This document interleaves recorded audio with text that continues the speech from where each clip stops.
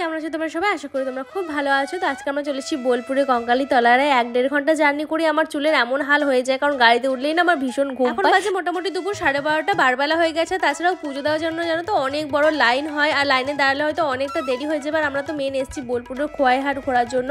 তো আমরা এখানে মন্দিরে শুধু মাকে দর্শন করে চলে যাবার। মন্দিরে জানো তো না নতুন করে কনস্ট্রাকশনের কাজ চলছিল, তো মাকে আমরা দর্শন করে নিয়েছি। দেখো গেটের মুখে কতটা ভিড়। তারপর কঙ্কালী তলায় একটু আশেপাশটা ঘুরে দেখছিলাম নতুন করে যে কাজগুলো হয়েছে, না দারুণ লাগছিল দেখতে। জায়গাটা এতটা বড়, মানে শুটের জন্য না খুবই একটা পারফেক্ট প্লেস। দেখো পুজো দেওয়ার জন্য কত বড় লাইন পড়েছে। আগেরবার যখন এসেছিলাম না, মা জানো তো দাঁড়িয়ে থেকে পুজো দিয়েছিল, কিন্তু সে দাঁড়িয়ে থেকেও না খুব ভালো করে পুজো দেওয়া হয় না, মানে খুবই কম সময়ের মধ্যে। আমার মনে হয় ভগবানকে ডাকার জন্য আর পুজো দেওয়ার জন্য একটু সময়ের দরকার হয়, না হলে না মনটা কিরকম যেন করে। ওই সে মন্দিরে ঢুকলাম আর বেরিয়ে গেলাম, এটা আমার একদমই পোষায় না। আমরা পুজো দিইনি, শুধু মাকে জাস্ট দর্শন করলাম। তারপর দেখো এইখানেও কিন্তু না ছোট্টখাটো একদম মেলার মধ্যে বসে আছে, দেখতে পাচ্ছ কত ভিড়।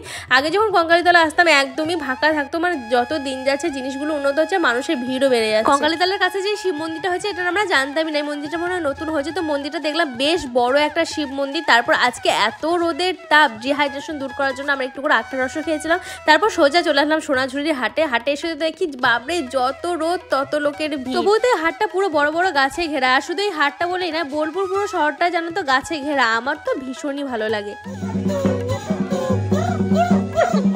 বোলপুরের সোনাঝুরির হাটে সবচেয়ে যে জিনিসটা আমার ভালো লাগে, সব রকম সাইজের আর সব রকম প্রাইসের জিনিস পাওয়া যায়। এই শাড়িগুলো জানো তো মাত্র 250 টাকা থেকে শুরু। আমি যখন আগের বার এসেছিলাম এই 250 টাকা শাড়িগুলো নিয়ে গেছিলাম। সত্যি গায়ে পরে তো এত আরাম, আর দেখে মনেই হবে না যে 250 টাকা দাম। সবচেয়ে ইউনিক লেগেছে আমার এই জিনিসটা, যে টাইটেল দিয়ে বাড়ি লেখা। আমার তো ভীষণ পছন্দ হয়েছিল জিনিসটা। তোমাদের কোন টাইটেলটাই সেটা কিন্তু কমেন্টে লিখেছো। আমি তো আমার টাইটেলের বাড়ি খুঁজে পেয়ে গেছি। বাড়ি গিয়ে সামনেখানে ওটা লাগিয়ে দেবো। আর জানো তো এই জিনিসগুলো ইনস্ট্যান্ট বানিয়েও দিচ্ছিল, মানে তুমি যদি কিছুক্ষণ সময় ওদেরকে দাও, তোমার টাইটেলে যদি না থাকে তাহলে তোমাকে বানিয়েও দেবে।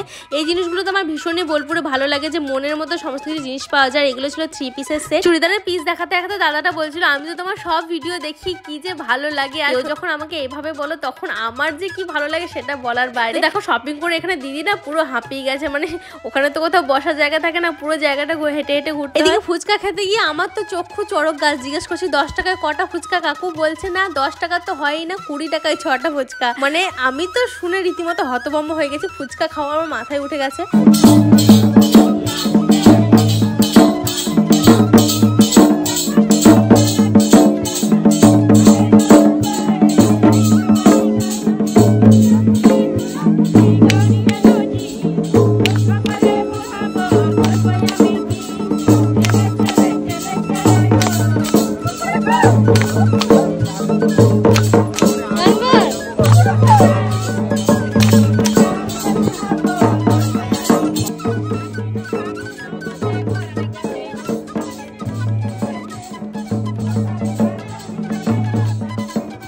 ব্যাস ওই হাট থেকে বেরিয়ে আমরা চলে আসলাম পাশের হাটটা। এখানে তো সেরকম দোকানপাতি কিছুই নেই, কিন্তু আমি একটা ফটো নিয়েছি। কি ফটো সেটা তোমাদেরকে না হয় পরেই দেখাবো। আর গোপু শোনার জন্য না ছাতাগুলো নিয়েছি। ছাতাগুলো দেখতে এত ভালো লাগছিল। আর আমরা ঠিক করে এসেছিলাম যে বাড়ি ফেরার পথে আমরা রেস্টুরেন্টে ঢুকবো।